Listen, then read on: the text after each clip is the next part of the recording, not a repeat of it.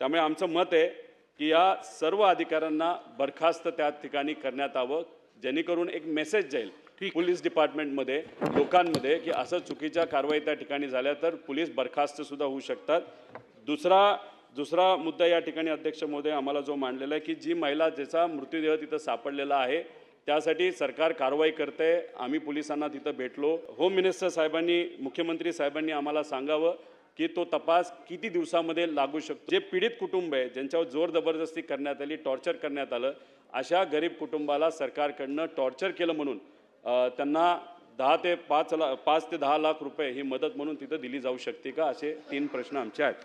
माननीय अध्यक्ष महोदय, सन्माननीय सदस्य रोहित पवार यांनी जो मुद्दा उपस्थित केला आहे ही वस्तुस्थिती आहे आणि अतिशय लाजिरवाण्या पद्धतीनं या ठिकाणी पोलिसांनी काम केलेलं आहे।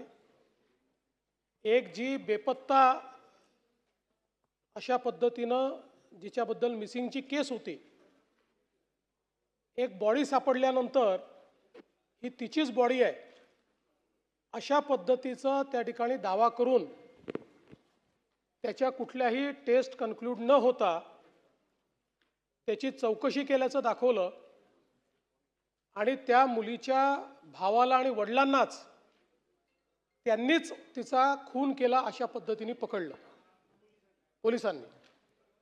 आणि त्यानंतर ही जी मुलगी आहे ही जिवंतच होती, ती मुलगी स्वतः पोलीस स्टेशनला हजर झाली आणि त्याच्यानंतर त्यांना सोडावं लागलं।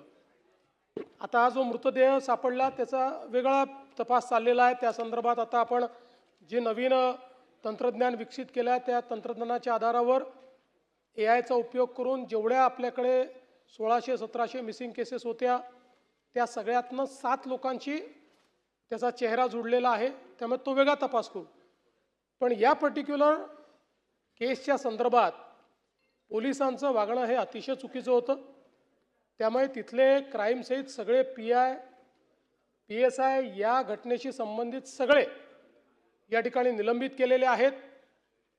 फौजदारी कारवाई देखील त्यांच्यावर करण्यात येणार आहे आणि आपल्याला माहिती आहे की पहिलं निलंबन असतं, पण याच्यामध्ये ज्यांचा थेट संबंध असेल अशा लोकांचं तर निष्कासनच केलं पाहिजे। त्या दृष्टीने निश्चितपणे विहित प्रक्रिया निलंबनानंतरची पूर्ण करण्यात येईल आणि जे निष्कासनास पात्र असतील त्यांच्यावर निष्कासनाची कारवाई देखील या ठिकाणी केली जाईल। आणि हे जे काही पीडित कुटुंब आहे या कुटुंबाला राज्य सरकारच्या वतीनं आर्थिक मदत केली जाईल।